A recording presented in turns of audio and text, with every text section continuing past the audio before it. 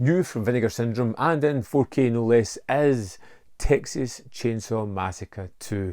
Now, this is a movie that I really enjoy. I liked it since I first discovered it, which I think was around about the sort of mid-90s when someone gave it to me on a beat-up VHS. They're like, you need to check this out. And I was always a big fan of Texas Chainsaw Massacre. It was a standout film for me. One of those ones that's always been in my top 10 horror movies of all time. It's terrific. It's effective. It's unsettling. But how do you follow that up? How do you continue that story? I don't think there is a proper way to do it and do it justice without rehashing the beats in the story that you've already done. And what I like about Tobe Hooper's follow-up is that he knows this and completely changes it up to something far more showman-like, carnival-like. It is out there, it's outlandish, over the top, incredibly silly and caricatured. And I appreciate that 180. You're my fave. I like it because it is so silly and over the top. In this one, we have a radio DJ who, when doing a show and has a couple of pains in the ass, call in on their car phone. She hears them being brutally murdered by Leatherface in a wonderful sequence, which is truly exciting. As this car is driving along, Leatherface shows up on the back of a truck, sawing into the vehicle, and it's just so crazy, so over the top, so manufactured and movie-like, unlike anything in the first movie. Even Leatherface dancing about with the corpse attached to the front of him. It's just silly. It's letting you know that this is not the same kind of movie. This is over the top and outlandish.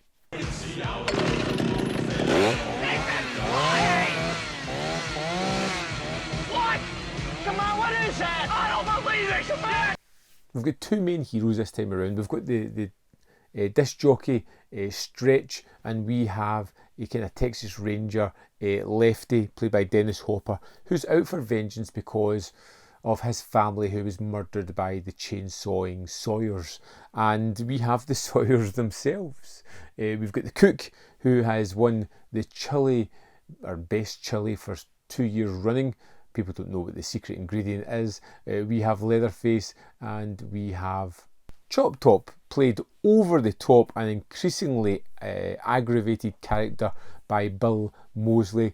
This is pretty much the core of the movie. Sometimes you'll get the odd character coming in just to die very quickly, but these are the characters that we have, and it's just over the top. Every single scene is crazier, sillier, stupider, and more violent than the scene before, and you've got to appreciate that kind of craziness. I could understand going from Texas Chainsaw Massacre into this, you're expecting more of the same, and you have something wildly different, but it's a canon error Hooper sequel. It's completely bonkers. A drug-fueled carnival of violence, bright colours and over-the-top performances, and I think it works incredibly well.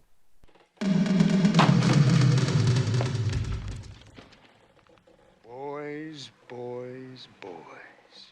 I think all the performances are pretty great. You've got Dennis Hopper as the man who's just losing it as he's running through these tunnels at the end. We've got Chop Top, who is so disjointed from reality. His manic persona comes through in every sequence, and he is grating and annoying for a reason.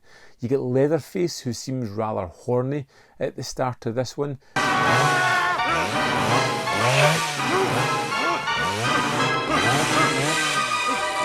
Taking a shine to Stretch, so to her, almost keeping her around because he has feelings for her.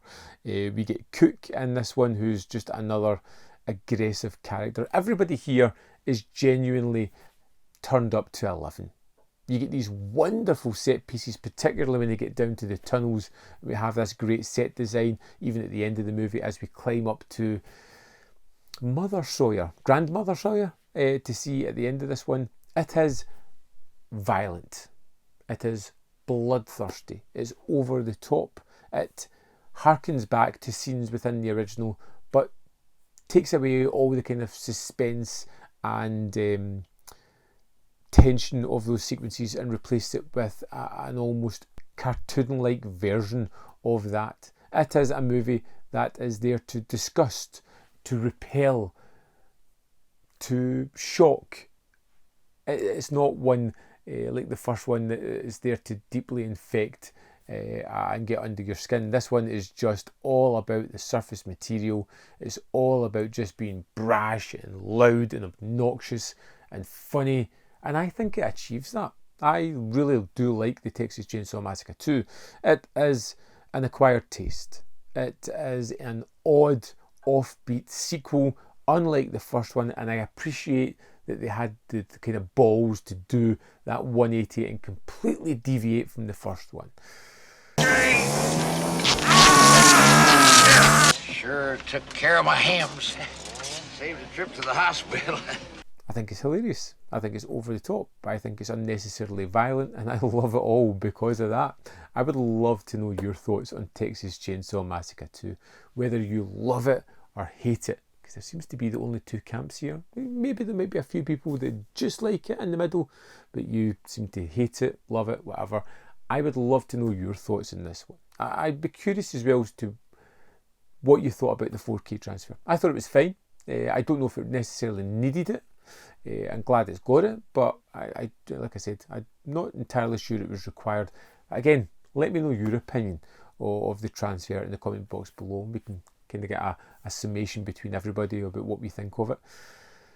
Don't forget, in the description box below are links to the Patreon membership program and manvfilm.com, all ways in which you can support me. Hit the like button, more content here if you want to see more of my stuff. Thanks for watching, and I'll see you next time on Man v Film.